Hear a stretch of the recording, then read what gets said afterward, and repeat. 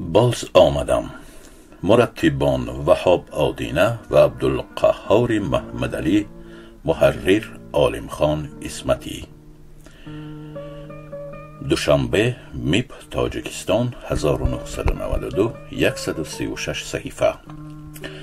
باز آمدم کتابی است که از حیات و فعالیت ایجادی آوازخوان ورزیده افغانستانی همجوار احمد ظاهر حکایت می کند.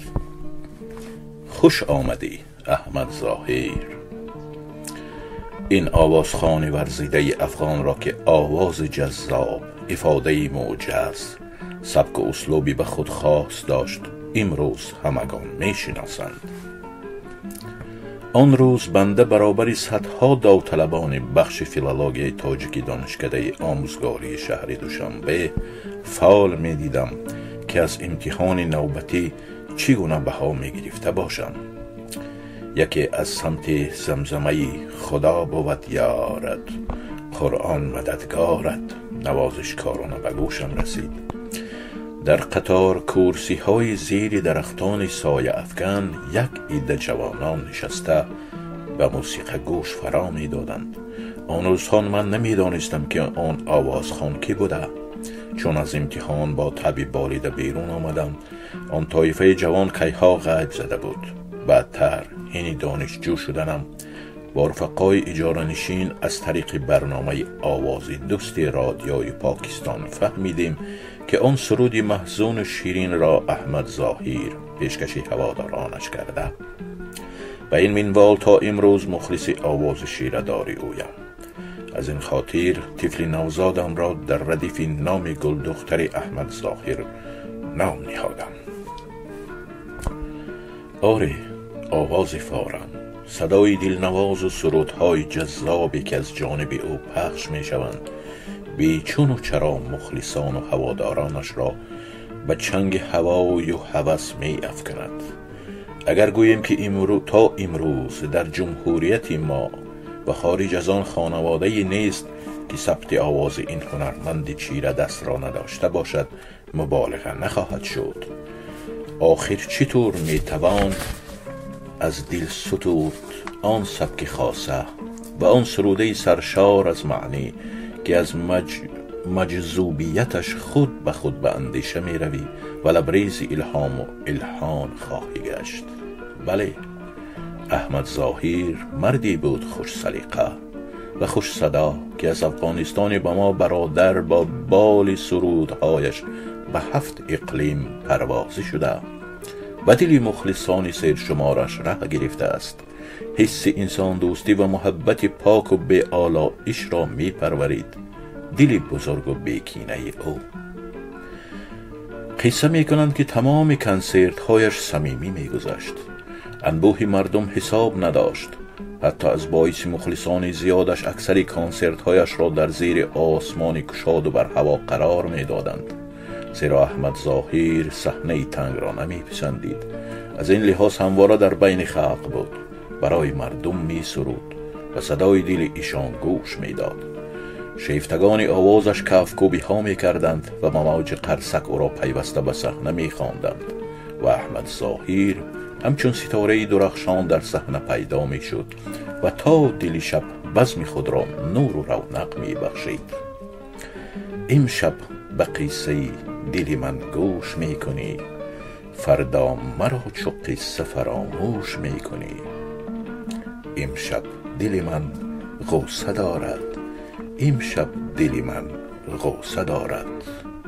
غوصه می خورد او از احوال خلق خود که در وضع سنگین زندگی داشت. احمد ظاهر. او آهنگ ایجاد می کرد، آهنگ جذاب. او شعر می نوشت، شعر احساس و اندیشه. او می سرود و زمره شادانه می رقصیدند و زمره درون می گریستند. یعنی او هزاران مخلصانش را به شور و شادی می آورد. او با همگان می سرود، قبولش می کردند همگی. هرچند آوازی خوب داشت و آهنگ های بسا مغروب ایجاد می کرد، اما زندگی چون کلابه پیچیده داشت. بارها او را برای سروده هایش که مداوای دردی مردم بود و روح آشوبگری و آزادی داشت زندانی کردند. اما ندانستندش که روز یک عمر زندانی مرخد خواهد شد و بهترین سرودهای خود را به گور خواهد برد. آن روز افغانستان افغان داشت و برابر آن همه مخلصان احمد ظاهر. همه سوگوارانه اشک می ریخت، همه می گریست، قلب ها در قفس سینه ها می زدند و چشم ها اشک می ریختند. فقط یک صدا در گوش ها پیچیده بود که احمد ظاهر مرد و این خبری دردناک و آزار دهنده و رنجاور بود و شهر در اندوه هنرمندی محبوبش غمزده و سوگوار به نظر می آمد.